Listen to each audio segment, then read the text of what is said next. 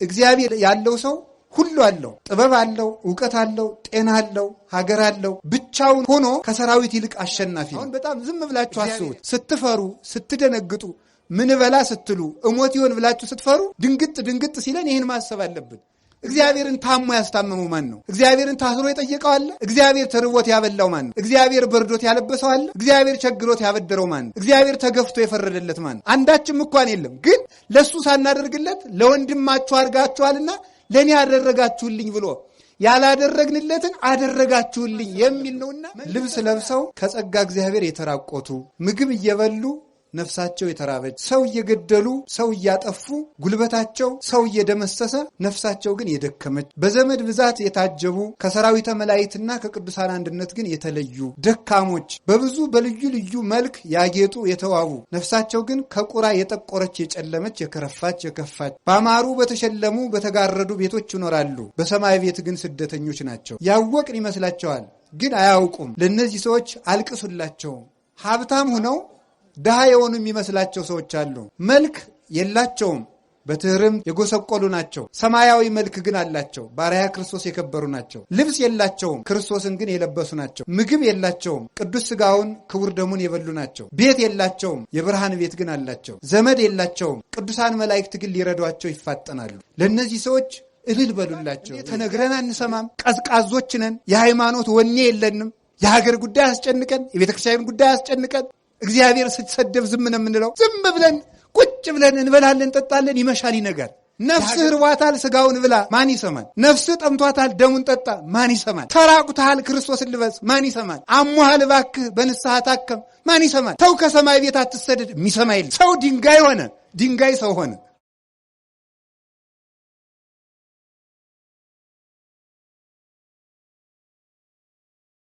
በስመ አብ ወወልድ ወመንፈስ ቅዱስ አሐዱ አምላክ። በስመ አብ ወወልድ ወመንፈስ ቅዱስ አሐዱ አምላክ። በስመ አብ ወወልድ ወመንፈስ ቅዱስ አሐዱ አምላክ። በባህሪው ሞት በመንግስቱ ሽረት የሌለበት ቅድመ ዓለም የነበረ ዓለምን በማይመረመር ጥበቡ የፈጠረ ትንኝንም ሳይዘነጋ የሚመግብ ስጋችንን ለብሶ ከውድቀት ያነሳን መድኃኒታችን ኢየሱስ ክርስቶስ በልባችን አስበን በአንደበታችን ተነግረን ስለማንፈጽመው ስለ ቸርነቱ ከባህሪ አባቱ ከአብ ከባህሪ ሕይወቱ ከመንፈስ ቅዱስ ጋር ለዘላለም የተመሰገነ ይሁን። እግዚአብሔርን የወለደችልን እናታችን ቅድስት ድንግል ማርያም ወላዲተ አምላክ፣ ነቢያት፣ ሐዋርያት፣ ሰማዕታት፣ ደናግል፣ መነኮሳት፣ ቅዱሳን መላእክት ሁላቸው ስማቸውን እናመሰግናለን። በረከታቸው ይደርብን። ብፁዕ አባታችን አቡነ ኤርምያስ የሰሜን ወሎ ሀገረ ስብከት እና የቅዱስ ሲኖዶስ አባል፣ ክቡር አባታችን መምህር አባ ኃይለ ገብርኤል ፍስሐ የሀገረ ስብከቱ ስራ አስኪያጅ፣ እንኳን ለቅዱስ ላሊበላ የዕረፍት በዓል በሰላም አደረሳችሁ። ለመታዘዝ ነው እንጂ የሚያስተምሩን ብፁዕ አባታችን አቡነ ኤርምያስ ናቸው። ለመታዘዝ ያህል ልጅ በአባቱ ፊት መስተካከል ስላለበት እኔም ተምሬ ሳጠፋ በኋላ እሳቸው እንዲያስተካክሉኝ ትንሽ መልእክት አስተላልፋለሁ ማለት ነው። የሁሉ ባለቤት እግዚአብሔር ልቡናችንን ይክፈትልን። ኩሉ ይትካሃል ለዘየአምን፣ ሃይማኖት ላለው ሰው ሁሉ ይቻላል። እስኪ ሁላችሁ ለሚያምን ሁሉ ይቻላል በሉ።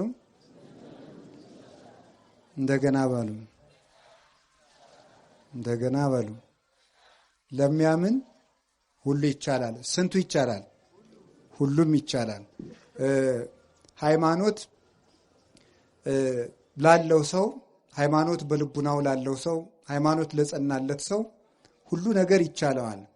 ሃይማኖት ማን ነው ሲባል ባጭር ቃል ሃይማኖት እግዚአብሔር ነው። ሃይማኖት ላለው ሰው ሁሉ ይቻላል ማለት እግዚአብሔር ላለው ሰው ማለት ነው። እግዚአብሔር ያለው ሰው፣ እግዚአብሔር በልቡ ላለው ሰው፣ በኑሮው ባንደበቱ በሁለንተናው እግዚአብሔር ያለው ሰው ሁሉ አለው። በዚህ ዓለም ሁለት አይነት ሰዎች አሉ ይላል ቅዱስ ዮሐንስ አፈወርቅ። አንደኞቹ ከአንዱ ክፍል ያሉት ድሃ ናቸው፣ ሀብታም የሆን ይመስላቸዋል። ሁለተኞቹ ደግሞ ሀብታም ናቸው፣ ድሃ የሆኑ ይመስላቸዋል። ሁለት ሰዎች አሉ። ለድሆችም ድህነታቸውን ልናስረዳቸው፣ ለባለጸጎችም ባለጸግነታቸውን ልናስረዳቸው ይገባል ይላል። ድሃ ሆነው ሀብታም የሆኑ የሚመስላቸው የሚባሉት ልብስ ለብሰው ከጸጋ እግዚአብሔር የተራቆቱ ምግብ እየበሉ ነፍሳቸው የተራበች ሰው እየገደሉ ሰው እያጠፉ ጉልበታቸው ሰው እየደመሰሰ ነፍሳቸው ግን የደከመች በዘመድ ብዛት የታጀቡ ከሰራዊተ መላእክትና ከቅዱሳን አንድነት ግን የተለዩ ደካሞች በብዙ በልዩ ልዩ መልክ ያጌጡ የተዋቡ ነፍሳቸው ግን ከቁራ የጠቆረች የጨለመች የከረፋች የከፋች እንዲህ ያሉ ሰዎች አሉ። ያወቅን ይመስላቸዋል ግን አያውቁም። ለነዚህ ሰዎች አልቅሱላቸው። ባማሩ በተሸለሙ በተጋረዱ ቤቶች ይኖራሉ፣ በሰማይ ቤት ግን ስደተኞች ናቸው። እንዲህ ያሉ ሰዎች ፍጹም የተዋረዱ ሰዎች ናቸውና ድህነታቸውን ንገሯቸው በጊዜ ባለጸጋ እንዲሆኑ ይላል። ሀብታም ሆነው ድሃ የሆኑ የሚመስላቸው ሰዎች አሉ። መልክ የላቸውም፣ በትህርምት የጎሰቆሉ ናቸው። ሰማያዊ መልክ ግን አላቸው፣ ባሪያ ክርስቶስ የከበሩ ናቸው። ልብስ የላቸውም፣ ክርስቶስን ግን የለበሱ ናቸው። ምግብ የላቸውም፣ ቅዱስ ሥጋውን ክቡር ደሙን የበሉ ናቸው። ቤት የላቸውም፣ የብርሃን ቤት ግን አላቸው። ዘመድ የላቸውም፣ ቅዱሳን መላእክት ግን ሊረዷቸው ይፋጠናሉ። ለነዚህ ሰዎች እልል በሉላቸው ይላል። እንደዚህ በእውነት ለእንደዚህ አይነት ሰዎች ቀድስዎ ለብእሲ ዘይሃምም አለ ነፍሱ ሰውነቱን ላስጨነቃት ሰውነቱን ለገሰጻት ሰው ለዚህ ሰው ምስጋና ይገባዋል ይላል ኢሳይያስ። ለጌታችን ለኢየሱስ ክርስቶስ ነው ፍጻሜው፣ ግን እሱን ለመሰሉ ሰማዕታት ሁሉ ለቅዱሳን ሁሉ የተነገረ ነው። ስለዚህ እግዚአብሔር ያለው ሰው ሁሉ አለው። ጥበብ አለው፣ ዕውቀት አለው፣ ጤና አለው፣ ሀገር አለው። ብቻውን ሁሉ ሆኖ ከሰራዊት ይልቅ አሸናፊ ነው እግዚአብሔር ያለው ሰው። ስለዚህ ለሚያምን ሁሉ ይቻላል ብሎ አንድ ጌታችን መድኃኒታችን ኢየሱስ ክርስቶስ በሚያስተምርበት ጊዜ ልጁ የታመመበት ሰው መጥቶ መምህር ሆይ ቢቻልህ እርዳኝ ቢለው ቢቻልህ ትላለህ እንዴ? ለሚያምን ሰው ሁሉ ይቻላል አንተ አታምንም እንጂ ብሎት ነበረ። ሃይማኖት ሰማያትን ምድርን አጽንቶ አኑሯል። ብዙ የማይቻሉ ነገሮች በተፈጥሮ ያልተቻሉ በእውቀት ያልተቻሉት ነገሮች በእምነት ተችለዋል። እንደ እውቀት ሰው ካረጀ በኋላ አይወልድም። ሴት ከ45 ዓመት በኋላ ወንድም 90 ዓመት ሞልቶት አይወልድም። እንደ እምነት ግን ተችሏል። እንደ እውቀት የሌለ ነገር አይመጣም። ካለ ነገር ያለ ነገር ይፈጠራል። ያለውን እንጨት አጋጭተን ወንበር ጠረጴዛ እንሰራለን። ከሌለ ነገር ግን ያለ ነገር ማምጣት አይቻልም። እንደ እምነት ግን ይህ ዓለም አልነበረም፣ መጣ። እግዚአብሔር የሚያስደንቀን ያለውን ዓለም መጠበቁ ሳይሆን የሌለውን ዓለም ማምጣቱ ነው። ሰውም ጠበቅኩ ይላል፣ ሰራዊትም ጠበቅኩ ይላል፣ አጥርም ቤት ይጠብቃል ይባላል።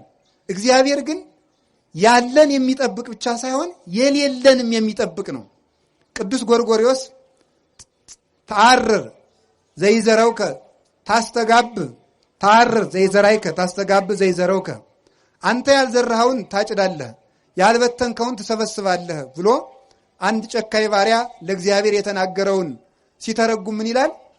መክሊቱን ሰጥቶ መክሊቱን ከቀበረ በኋላ አንተ ክፉ ባሪያ ለምን በሰጠው መክሊት አላፈራህም ቢለው፣ አይ አንተ ያልዘራኸውን የምታጭድ ያልበተንከውን የምትሰበስብ እንደሆን ካውቄ ፈርቼ መክሊትህን ወስጄ ጉድጓድ ቆፍሬ ቀበርኩት ብሎት ነበረ።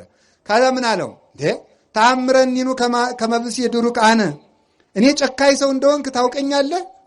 ካልበተንኩት ካልዘራሁት የማጭድ ካልበተንኩት የምሰበስብ እንደሆንክ ታውቀኛለህ። ካወከኝ ለምን ትያግባይ ከወርቄ ውስጥ ማይዴ፣ ለምንድን ነው መክሊቴን ያልመለስክልኝ ብሎት ነበረ።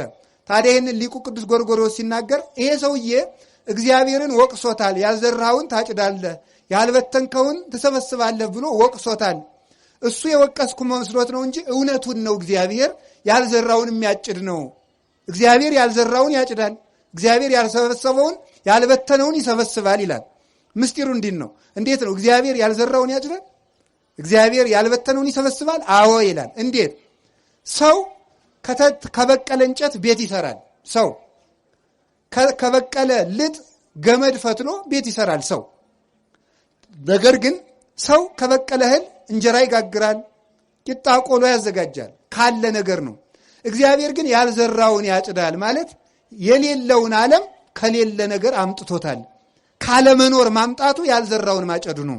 ስለዚህ እግዚአብሔር እውነትም ያልዘራውን የሚያጭድ የሌለን የሚያመጣ ካለመኖር ወደ መኖር አሁን በጣም ዝም ብላችሁ አስቡት። ስትፈሩ ስትደነግጡ ምን በላ ስትሉ እሞት ይሆን ብላችሁ ስትፈሩ ድንግጥ ሲለን ይህን ማሰብ አለብን። እግዚአብሔር ይህን ዓለም ከየት አመጣው? ለዚህ ሰማይ ጎተራ አልነበረውም። ለዚህ ምድር አዳራሽ አልነበረውም። አልነበረም፣ መጣ። እግዚአብሔር ያልዘራውን የሚያጭድ የተዘራውን ማጨድማ ገበሬም ይችላል። እግዚአብሔር ግን ያልዘራን ያጭዳል፣ ያልበተነው ይሰበስባል። እንደገና ደግሞ ተመልከቱ፣ ያልሰጡትን ተቀበልኩ ይላልና እውነትም እግዚአብሔር ያልዘራውን አጭዳል ይላል። ያልሰጡትን ተቀበልኩ ይላል። ለምሳሌ ለእግዚአብሔር እኛ አብልተነው እናውቃለን? ለእግዚአብሔር አጠጥተነው እናውቃለን? አሁን ዛሬ ዝክር ይዘከራል። ከዚያ ዝክር እግዚአብሔር ይቀምሳል? አይቀምስም። ከዚያ መጠጥ እግዚአብሔር ይቀምሳል? አይቀምስም። እኛ ከሰራነው ቤት እግዚአብሔር እንግዳ ሆኖ ይስተናግዳል? እግዚአብሔርን ታሞ ያስታመመው ማን ነው? እግዚአብሔርን ታስሮ የጠየቀው አለ? እግዚአብሔር ተርቦት ያበላው ማን ነው? እግዚአብሔር በርዶት ያለበሰው አለ? እግዚአብሔር ቸግሮት ያበደረው ማን ነው? እግዚአብሔር ተገፍቶ የፈረደለት ማን ነው? አንዳችም እንኳን የለም። ግን ዘገበርክሙ ለአሐዱ ምሉኑ እሳት ሊተገበርክሙ፣ ለሱ ሳናደርግለት ያልዘራውን ያልበተነውን ይሰበስባል። ለሱ ሳናደርግለት ለወንድማችሁ አድርጋችኋልና ለእኔ አደረጋችሁልኝ ብሎ ያላደረግንለትን አደረጋችሁልኝ የሚል ነውና እግዚአብሔርማ እውነትም እንዲህ የሚያደርግ ነው ይላል። ቸሮ አምላካችን እግዚአብሔር ስሙ የተመሰገነ ይሁን። ታዲያ እግዚአብሔር ያለው ሰው ሁሉን ይችላል። በሃይማኖት መካንነት ተችሏል። አሁን እግዚአብሔር ያሳያችሁ ክርስቶስ ያመልክታችሁ። አንዲት ጠጠር ወደ ውሃ ብንወረውር ጠጠሪቱ ትሰጥማለች። ግን ይሄ ሁሉ ዓለም ያለው በውሃ ላይ ነው። ለምንድን ነው የማንሰጥመው? በእግዚአብሔር ከሆነ ይቻላል። እግዚአብሔር ቻይ ካላላት አንዲቱ ጠጠር ባህር ውስጥ ጥልቅ ትላለች። እግዚአብሔር ቻል ስላለው ግን ዘአጽንዐ ለምድር ዲበ ማይ፣ ይሄ መሬት ያለው ከውሃ ላይ ነው። አንሰጥምም፣ በሱ ጸንተን እንኖራለን። እግዚአብሔር ቻል ሲለው ሁሉ ይችላል። እግዚአብሔር ቻል ካለው ጠጠርም ተዋግቶ ይገላል። እግዚአብሔር ካላለው ደግሞ ሰራዊትም ማመድ ይሆናል።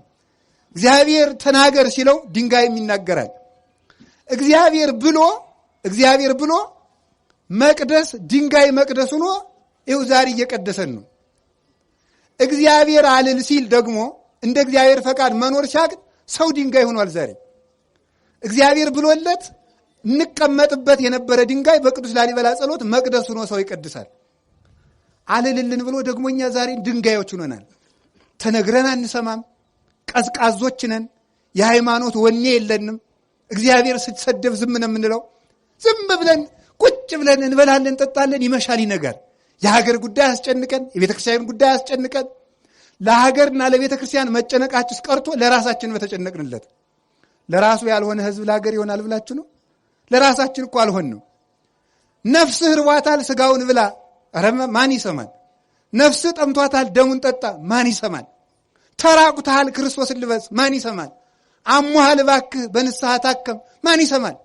ተው ከሰማይ ቤት አትሰደድ፣ የሚሰማ የለም። ሰው ድንጋይ ሆነ፣ ድንጋይ ሰው ሆነ። ላሊበላ እንደምታዩት ድንጋይ ሰው የሆነበት ሀገር ነው ላሊበላ። ምን ማለት ነው? ይሄ ድንጋይ ከሰው በልጦ ይመሰክራል፣ ከሰው በልጦ ይናገራል፣ ከሰው በልጦ ይቀድሳል። ግን እዚህ ያለነው ወጣቶች ግን እንደዚያ ናችሁ። እንዳትቆጡ፣ ይህ ሰውዬ ሊሰድበን ነው የመጣ እንዳትል። ወጣቱ አሁን እዚህ ላሊበላ የምትኖሩት እንደዚህ ድንጋይ ናቸው። አሁን ወደ መቅደስነት እንደለወጠው ቅዱስ ላሊበላ መቅደስ ድንጋይ ነው በእውነቱ ማለት። እግዚአብሔር ሲል ድንጋይ ሰማይ ሆነ።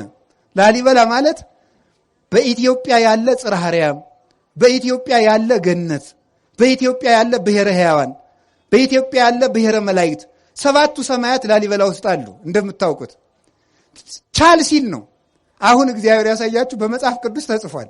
እኔ አሁን መጽሐፍ ቅዱስ ስንማር ከሚደንቀኝ ነገር መካከል እግዚአብሔር ኖህን እንዲህ አድርገህ ወርዱን እንዲህ አድርገህ ቁመቱን እንዲህ አድርገህ መርከብ ስራ አለው ይላል። አሁን ለእኔ ቢነግረኝ እንዴት አድርጌ ልገጣጥመው ነው እላለሁ። አሁን እግዚአብሔር እንዲህ አድርገህ ገጣጥም ቢለኝ አይቻል አውቅም። እንዲህ ያለ መርከብ ይቻላል? አሁን የኖህን ኖህ ከሰራው በኋላስ ቢሆን እንዲህ አድርጋችሁ ግጠሙ ብንባል መግጠም እንችላለን?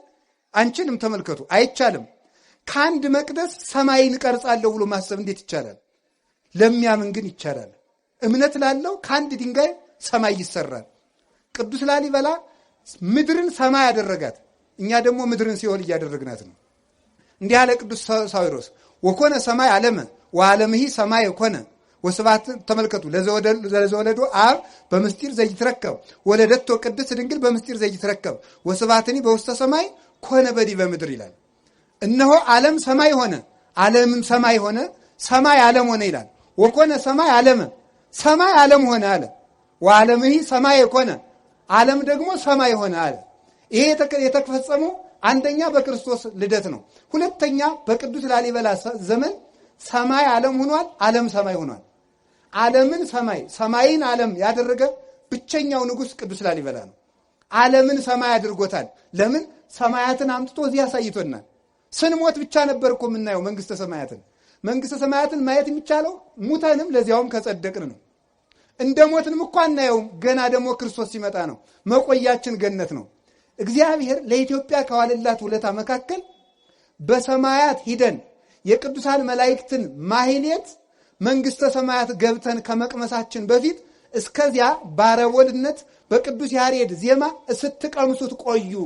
የሰማዩን ማህሌት ቅመሱት፣ በሰማይ የምትኖሩት ኑሮ ማለት ይሄ የቅዱስ ያሬድ ማህሌት ነው ብሎ አቀመሰን። የማይቋረጥ አሁን እንደምታውቁት በዓለ ሃምሳ ነው አይደል? አበቃብን አላላችሁም? አበቃ አይደል? ሰሞኑን እንግዲህ ጾም መጣ፣ ነገ ሰኞ በዓለ ሃምሳ ለምንድን ነው ሳናቋረጥ የምንበላው?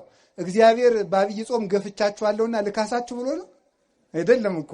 ለምንድን ነው በዓለ ሃምሳ እንዲሁ ዝም ብለን ረቡዕም ዓርብም የምንበላው? ለማይቋረጠው ለመንግስተ ሰማያት ረፍት አረወን ትሆናችሁ ብሎ ነው። ቅምሻ ናት።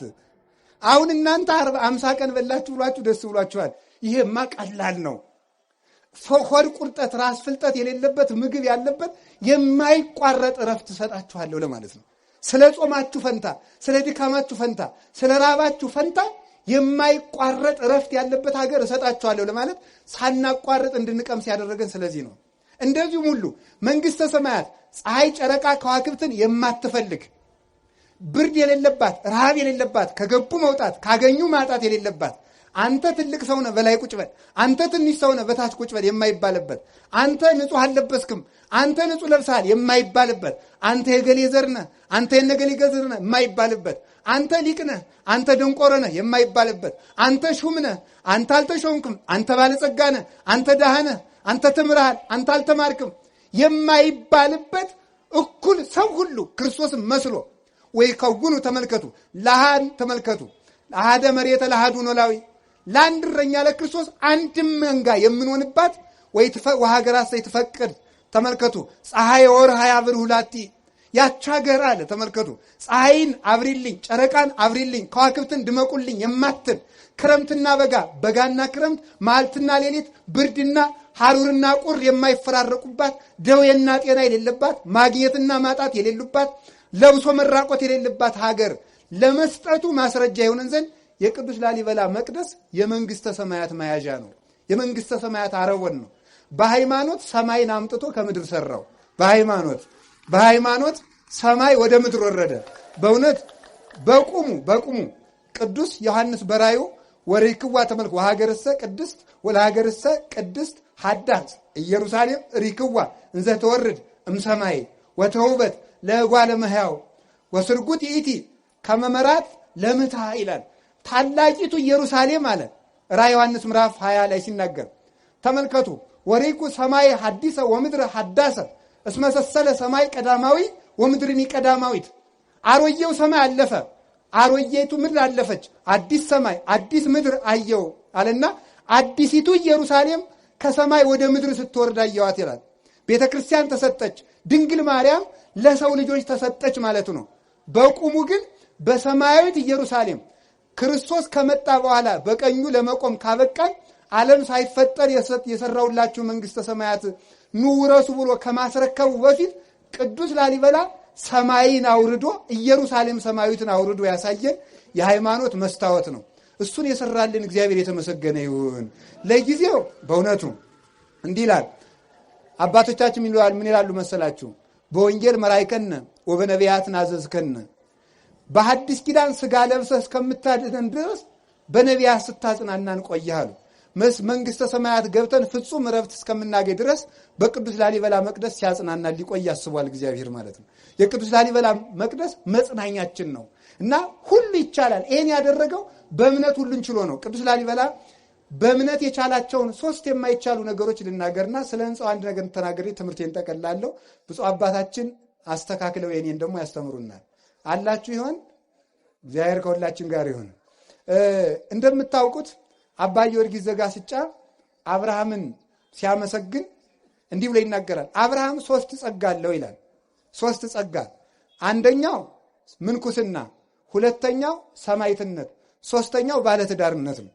3 አንድ ሰው ነው፣ ግን 3 ክብር አለው። ስለዚህ አብርሃም መነኩሴ ነው። ደግሞ መነኩሴ ያገባል እንዳትሉ ደግሞ እንደዚያ ስላችሁ ጊዜ ችግር እኮ ነው። ስለዚህ ተመልከቱ፣ በመጽሐፍ ቅዱስ ኦሪት ዘሌዋውያን ምዕራፍ 11 ላይ ጭልፊት አይበላም ይላል። ጭልፊት አይበላም ማለት ምን ማለት ነው? ጭልፊት አይበላም ማለት የሚረባውን ሳይሆን የማይረባውን ኃይለ ቃል ሞጭልፎ የሚሄድ ሰው አይጸድቅም ማለት ነው። ሰምታችሁ? ጭልፊት አይበላም እንጂ ስለ ጭልፊት ሊወራ ተፈልጓል። ምስጢሩ ጭልፊት አይበላም በሉ እስቲ። አሁን ቃል ነጥቆ የሚሮጥ ሰው አይጸድቅም፣ ምስጢር የሚይዝ ነው እንጂ ማለት ነው። ስለዚህ ጭልፊት እንዳትሆኑ ማለት ነው። ስለዚህ ምን አለ? አብርሃም ዘመዶቹን ጥሎ ከካራን በመሰደዱ የመነኮሳት አባት ነው ይላል። እግዚአብሔር አብርሃምን ተገዘርልኝ ብሎታል። አብርሃም ወደማያውቀው ሀገር ነው ሄደ። ወደማያውቀው ሀገር በመሄዱ ለመነኮሳት እግር እንጂ ሀገር የላቸውም ይላሉ አባቶቻችን።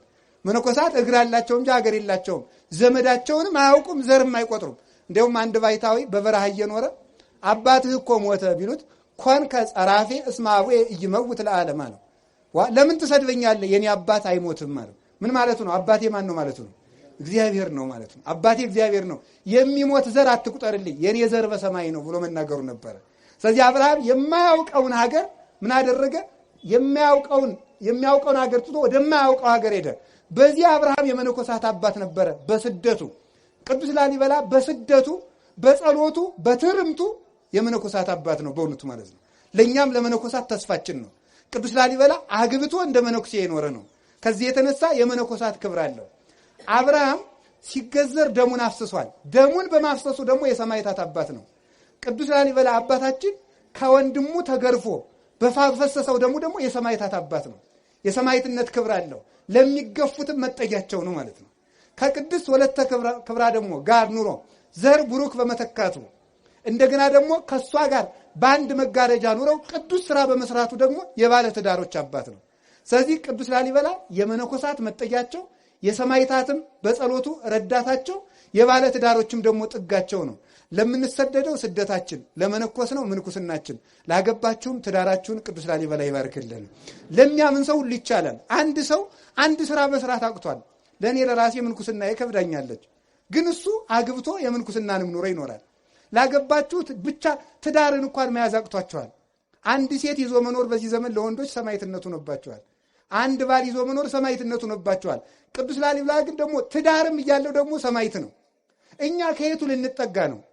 ወይ ትዳሩ አልተሳካ፣ ወይ ምንኩስናው አልተሳካ፣ ወይ ክህነቱ አልተሳካ። በዚህ ዘመን 3 የደፈረሱ ምንጮች አሉ። ክህነት፣ ትዳርና ምንኩስና ናቸው። ሀገር ሰላም የሚሆነው እነዚህ 3ቱ ምንጮች ንጹህ ሲሆኑ ነው። ከንጹህ ትዳር ንጹህ መነኩሴ ይገኛል። ከንጹህ መነኩሴ ንጹህ ካህን፣ ንጹህ ሊቀ ጳጳስ፣ ንጹህ ፓትርያርክ ይመጣል። ከደፈረሰ ትዳር ንጹህ ካህን አይገኝም፣ ንጹህ ምንኩስና አይገኝም። ካልነጻ ምንኩስና ንጹህ ጳጳስ ሊገኝ አይችልም። 3ቱ ምንጮች ደፍርሰዋል። ስለዚህ በእውነቱ አባቶች የቅዱስ ላሊበላ ከሆናችሁ ወጣቶችም እርኩሰታችሁን ትታችሁ በየቦታው ፈረንጆቹ እዚህ ሊጎበኙ እየመጡ የሚያስተምሯችሁን እርኩሰት ትታችሁ እንደ አባታችሁ እንደ ቅዱስ ላሊበላ ወይ ከተቀደሰ ትዳር ተጠጉ። ወይ ተሰደን አላማረብን መከራውም ሳይቀርልን መንግስተ ሰማያትን ማጠን ከአንዱ እንድንጠጋ አምላከ ቅዱሳን ይርዳን። ለሚያምን ሁሉ ይቻላል። እሱ አምኖ እነዚህን ሁሉ መከራዎች ቻላቸው። መርዙንም ቻለው፣ ግርፋቱንም ቻለው፣ ስደቱንም ቻለው፣ መከራ መቀበሉን ቻለው፣ መንገድ መድከሙን ቻለው። መንገድ ሲሄድ እንኳን ድክም ሲለው እንቅልፍ ስትመጣበት የሥጋ ባህሪ ነውና ቅዱስ ገብርኤል አብሮ አያችሁ፣ ሃይማኖት ከመላእክት ጋር ያዛምዳል። ማረፍ ሲፈልግ ቅዱስ ገብርኤል እኔም ደክሞኛል ትንሽ ልረፍ ይለው ነበር። ቅዱስ ላሊበላ እንዲያርፍ አብሮት ገደም ይል ነበረ። ሃይማኖት ላለው ሰው መላእክት ያሳርፉታል።